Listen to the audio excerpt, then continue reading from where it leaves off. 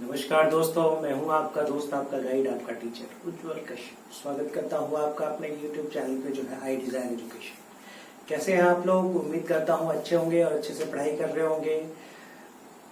Theory of metal cutting की बात कर रहे थे हम लोग और लास्ट लेक्चर में बात कर चुके हैं डिफरेंट टाइप्स ऑफ चिप्स के बारे में। डिफाइन किया था हमने continuous chips, discontinuous chips, continuous chips with built up edges and segregated chips, selected chips. ठीक है, डिस्कशन कर चुके हैं हम कंटिन्यूअस, डिसकंटिन्यूअस और continuous with built up edges की डिस्कशन हो चुकी है हमारी, और वहां एक टर्म आई थी बिल्ट अप एजेस। आइए थोड़ा समझने की कोशिश करते हैं, बिल्ट अप एजेस के बारे में थोड़ी डिस्कशन करते हैं। बिल्ट अप एजेस के बारे में थोड़ी डिस्कशन हम लोग कर चुके हैं। आप ये समझते हैं कि बिल्ट अप एजेस की जो फॉर्मेशन होती है वो होती है due to the presence of high temperature and high pressure at the point of cutting. ठीक है, आइए इसी बारे में थोड़ी और डिस्कशन करते हैं। देखते हैं, ये आपकी टूल है, टूल के साथ ये आपकी वर्क पीस है, ये पॉइंट ऑफ एंगेजमेंट है।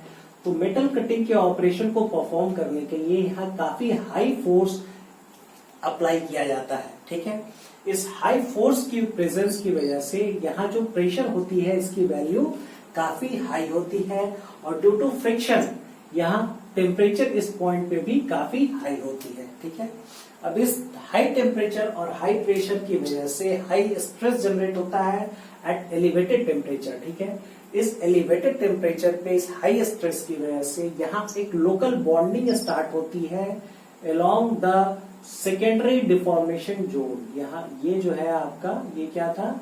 ये था आपका secondary deformation, secondary deformation zone. ठीक है, ये थी सेकेंडरी डिफॉर्मेशन जोन के अलोंग कुछ पॉइंट्स पर बॉन्डिंग स्टार्ट होती है due to the elevated temperature and high stress. ठीक है, अब जो ही इसे ज्यादा टाइम मिलता है इसकी जो साइज होती है वो भी धीरे धीरे बढ़ने लगती है।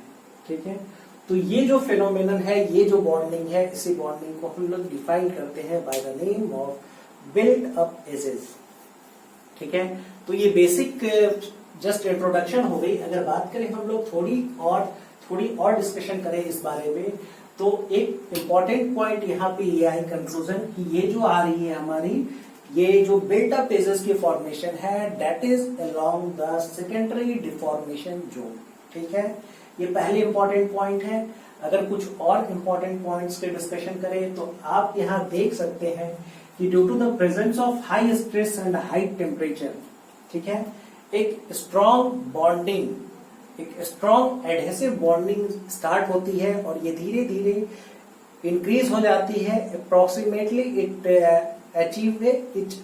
Achieves the strength of a localized bonding welding. ठीक है, अगर बात करें तो आप देख सकते हैं कि अगर दो ऐसी सरफेसेस यहाँ है जिनके बीच अगर म्यूचुअल एफिनिटी है या फिर सॉलिबिलिटी है, तो ये जो बॉन्डिंग बनने की टेंडेंसी है, ये जो बिल्टअप एजेस बनने की टेंडेंसी है, ये टेंडेंसी इंप्रूव हो जाएगी। ठीक है, ये यहाँ है म्यूचुअल एफिनिटी और सॉलिबिलिटी। अगर दो ऐसे सरफेस के बीच है, टूल मटेरियल और वर्कपीस के बीच है, तो इस बिल्टअप एजेस के बनने की टेंडेंसी ज्यादा हो जाएगी। ठीक है, यहाँ इसकी जो फेनोमेना स्टार्ट होती है वो एक छोटे पॉइंट से होती है, एक एम्ब्रॉयो से होती है, जो धीरे धीरे ग्रो होती है और इसकी साइज बड़ी हो जाती है। ठीक है, लोकलाइज्ड जब बॉन्डिंग स्टार्ट होती है तो ड्यू टू एडेशन ये बॉन्डिंग स्टार्ट होती है which is similar to the welding, localized bond welding. ठीक है, और बात करें कुछ और पॉइंट्स की, तो जैसे जैसे ये आपकी बिल्टअप एजेस ग्रो होती है वैसे ही आपकी जो टेंडेंसी होती है, फोर्स की रिक्वायरमेंट होती है, ये फोर्स की requirement for cutting the material increases और पावर कंजम्पशन आपके मेटल कटिंग ऑपरेशन की इंक्रीज हो जाती है due to the wedging action. ठीक है, ये यहाँ मेंशन है इस पॉइंट में।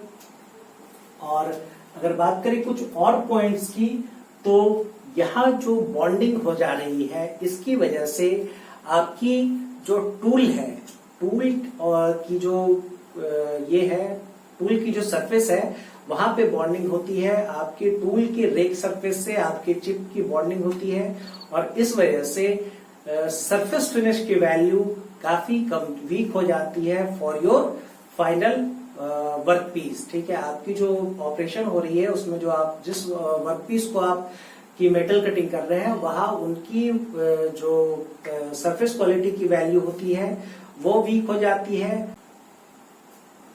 कुछ और पॉइंट्स की अगर बात करें तो जैसे ही आपकी बॉन्डिंग स्टार्ट होती है और ग्रो होती है, ठीक है, तो यहाँ एक फोर्स की रिक्वायरमेंट होती है आपके इस बॉन्ड को तोड़ने के लिए।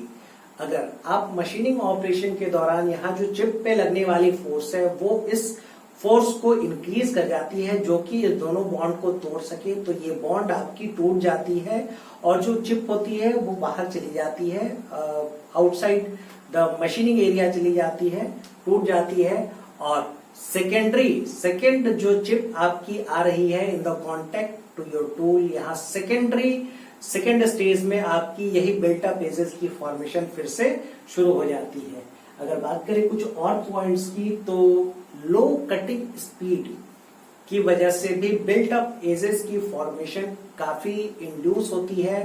वजह यह है कि लो कटिंग स्पीड होने की वजह से आपकी जो टाइम ऑफ कांटेक्ट है between the tool and the chip ये इंक्रीज हो जाती है और वो बॉन्ड बनाने के लिए अगर सफिशिएंट टाइम दे रही है तो बॉन्डिंग क्रिएट होगी और ये फॉर्मेशन फाइनली ये रिजल्ट करेगी in the formation of your built up edges. ठीक है, तो लो कटिंग स्पीड भी एक रीजन है जिसकी वजह से बिल्ट अप एजेस की फॉर्मेशन आपके मेटल कटिंग ऑपरेशन के दौरान देखी जा सकती है।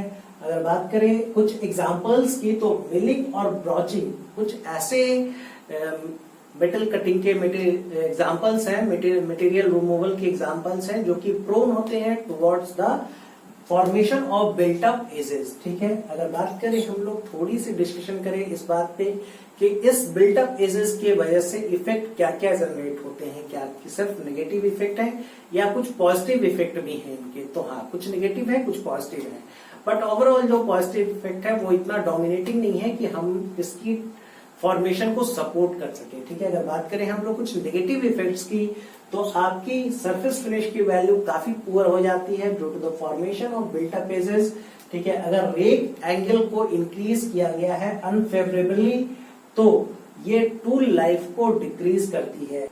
अगर इसकी इफेक्ट आपके रेक एंगल पे एडवर्स इफेक्ट क्रिएट कर रही है तो इस एडवर्स इफेक्ट की वजह से आपकी जो कटिंग टूल की कटिंग फोर्सेस है, ठीक है, वो उसकी डिमांड बढ़ जाएगी और रिजल्ट आपकी पावर कंजम्पशन इंक्रीज हो जाएगी। अगर बात करें कुछ और पॉइंट्स की तो इस बिल्टअप एज के फॉर्मेशन की वजह से आपके मशीनिंग ऑपरेशन के दौरान वाइब्रेशन इंड्यूस हो सकता है जिसकी वजह से आपकी सरफेस फिनिश और डायमेंशनल एक्यूरेसी कॉम्प्रोमाइज हो सकती है, पुअर हो सकती है। अगर बात करें हम लोग कुछ और पॉइंट्स के और बात करें इस बारे में थोड़ी डिस्कशन करें कि क्या इसके कुछ पॉजिटिव एस्पेक्ट्स भी हैं, तो हाँ, इसकी एक पॉजिटिव एस्पेक्ट ये है कि बिल्टअप एज की जो फॉर्मेशन होती है वो आपके टूल के कटिंग एज को प्रोटेक्ट करती है, आपके टूल के कटिंग एज को प्रोटेक्ट करती है और इस तरीके से आपकी टूल लाइफ को इम्प्रूव करती है। बट दूसरी तरफ ये टूल लाइफ को डिक्रीज भी करती है। तो ओवरऑल अगर बातें करें तो ये बहुत ही माइनर और स्लाइट इंक्रीज है जिसकी वजह से हम इस चीज को प्रेफर नहीं कर सकते हैं, इस चीज को सपोर्ट नहीं कर सकते हैं। ये थोड़ी सी जो इंक्रीज इन टूल लाइफ है उसकी वजह से बहुत सारी कॉम्प्रोमाइज सिचुएशन क्रिएट होती है जिसकी वजह से हम लोग कभी बिल्टअप एजेस के फॉर्मेशन को सपोर्ट नहीं करते हैं। ठीक है, तो हमारी कोशिश यही रहती है कि हमारे मशीनिंग ऑपरेशन के दौरान आपकी बिल्टअप एजेस की फॉर्मेशन ना हो। तो ये थोड़ी सी डिस्कशन हो गई, 2-4 और पॉइंट है, अगर आप चाहिए तो एक स्क्रीनशॉट ले लीजिए। फिर इसके बाद मैं कुछ और भी पॉइंट्स है जिसको ऐड करना चाहूंगा। उम्मीद है चीजें आपको क्लियर है, उम्मीद है आप स्क्रीनशॉट ले भी चुके होंगे।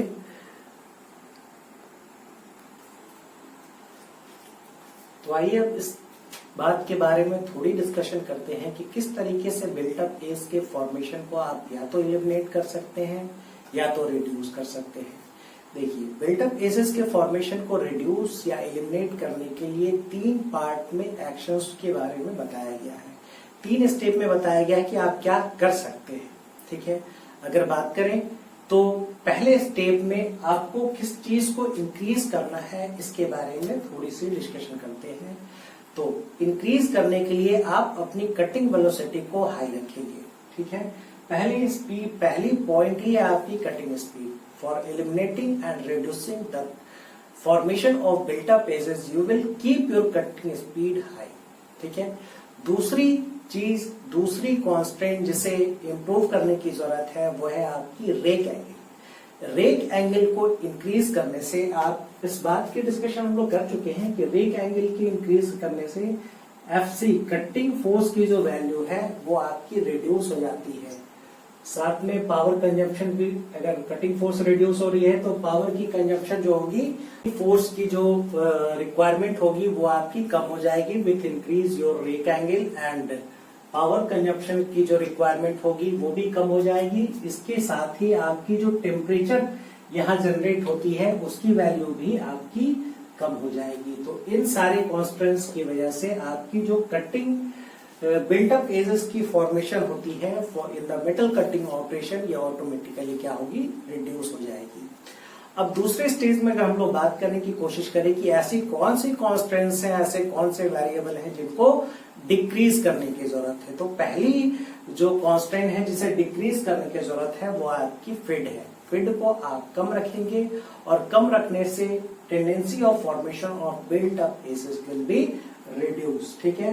दूसरी चीज डेप्थ ऑफ कट की को भी आप कम रखेंगे और इस वजह से भी आपकी जो हीट जनरेशन होगी वो क्या होगी, कम होगी और बिल्ट अप एजेस की फॉर्मेशन ऑटोमेटिकली डिक्रीज हो जाएगी। ये दोनों की वजह से इसी तरीके से आप डिसाइड कर सकते हैं कि फिड अगर आप कम रखेंगे, रेट ऑफ ये, तो टेम्परेचर जो इंक्रीज है, पावर की रिक्वायरमेंट कम हो जाएगी, टेम्परेचर राइज जो होगी वो कम हो जाएगी और इस तरीके से बिल्ट अप एजेस की फॉर्मेशन डिक्रीज हो जाएगी। अगर आप अपने मेटल कटिंग के दौरान कुछ ऐसे स्टेप्स हैं जिनको फॉलो नहीं कर रहे हैं, यूज नहीं कर रहे हैं, तो यूज करने की जरूरत है कटिंग फ्लूइड। और जहां आपकी कटिंग फ्लूइड की वजह से क्या होती है कि जितनी आपकी चिप्स है वो वॉश्ड अवे हो जाती है। दूसरी चीज जो वहां हीट जनरेट होती है वो क्या होती है, रिड्यूस हो जाती है with the use of lubricant and cutting fluid, ठीक है। तो अगर आप कटिंग फ्लूइड यूज नहीं कर रहे हैं तो आपको कटिंग फ्लूइड यूज करना है, लुब्रिकेंट यूज करना है for your metal cutting operation. और अगर नेक्स्ट बात करें तो आप जो टूल मटेरियल चूज करेंगे उसकी भी चॉइस जो होगी वो बहुत ज्यादा डिपेंड करेगी किस तरीके की ऑपरेशन हो रही है, वर्कपीस क्या है, कितने कटिंग फोर्स की जरूरत है, कटिंग स्पीड की रिक्वायरमेंट क्या है, और इस तरीके से आप डिसाइड कर सकते हैं कुछ ऐसे materials for your cutting tool जिनके वजह से the tendency of formation of built up edges will reduce। ऐसी अगर बात करें तो कार्बाइड और सिरेमिक दो ऐसी मटेरियल्स है जहां हीट की जो फ्लो की टेंडेंसी है वो बहुत कम होती है और इनके केस में आपकी जो बिल्ट अप एजेस की फॉर्मेशन होती है वो काफी कम हो जाती है। तो यहाँ चूज करने की जरूरत है बहुत प्रिसाइजली अपने कटिंग टूल के भी मटेरियल को। तो उम्मीद है यहाँ तक चीजें क्लियर है। ये पूरी की पूरी डिस्कशन हमारी आज बिल्ट अप एजेस पे हो गई। एक छोटी सी पार्ट और रह गई है, उसकी डिस्कशन करेंगे अगली क्लास में और उसके बाद फिर कुछ और डिस्कस करते हैं आगे। उम्मीद है चीजें आपको समझ आ रही है। अगर चीजें समझ आ रही है तो कृपया लाइक करें, शेयर करें, सब्सक्राइब करें। Thank you. मिलते हैं अगले लेक्चर में। जय हिंद।